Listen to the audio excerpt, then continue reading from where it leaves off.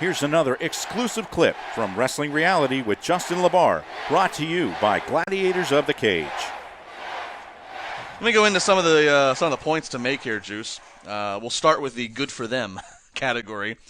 You know, there's heat on Blue Pants in NXT.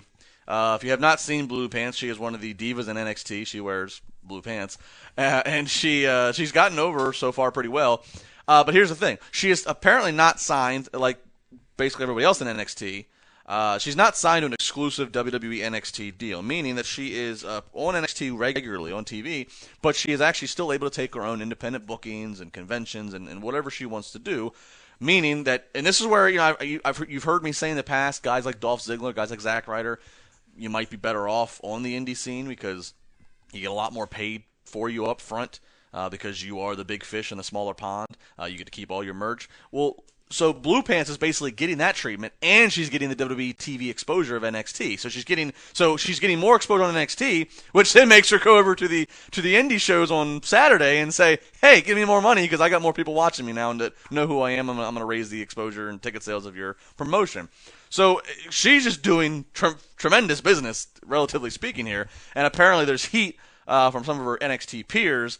I say good for them, meaning good for Blue Pants, because I'm not saying I'm not saying I don't understand the heat on her, but the heat is a general term in wrestling, but let's just be honest. Let's call it what it is. It's just jealousy. It's I wish I had that treatment too. And I'm not saying it's fair. I ain't saying it's fair, but she's got it. I don't know how, but she's got it.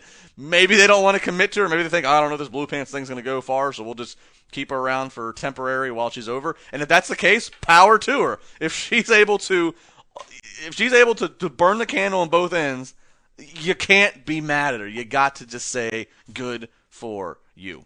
Same with Samoa Joe. You said that he was the smartest guy in the room there for a while. Yeah. He was hitting all his last big indie dates. He did a Ring of Honor show like July, and like he was really packing it all in beforehand. Leverage is so key. If you're wanted, if you know you're wanted, take advantage of it. Yeah, I mean, don't jump at the first. I mean, now obviously if WWE comes to Blue Pants and gives her the right amount of money, the right situation, or whatever. If they say, look, we want to sign you to the 3-year deal, and here's how much you're going to make, and if it's she has to do her own math or do her own calculated risk of is that 3 years going to take her to places of exposure and money that her current burning the candle both ends situation. Well, then you make the calculated risk. You also have to factor in her age, and she has been around for a minute or two, so she's not brandly new, but she's not old by any means.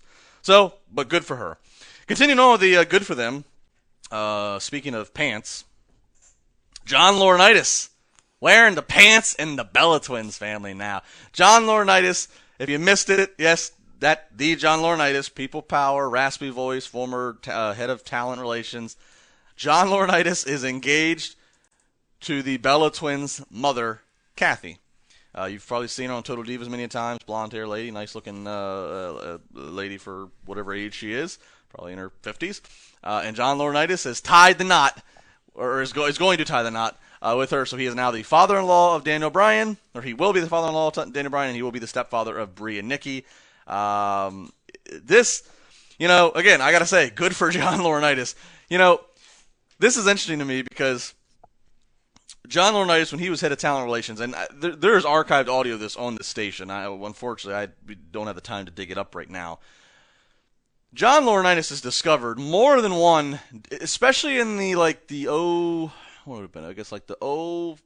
between the 04 to 07 range. There's a lot of divas that came a lot of new divas, a new cycle of divas came. The Trishas and the Litas, the Stacey Keeblers, they were all leaving.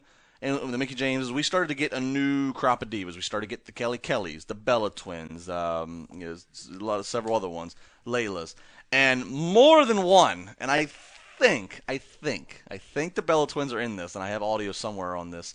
I think the Bella Twins are in this crop of more than one diva John Laurinaitis discovered, and would discover, however, whether it was seeing, I think this is Kelly Kelly, whether it's seeing a good-looking girl who's 18, 19 years old modeling in a magazine and calling the magazine and, hey, who's the girl on page 34?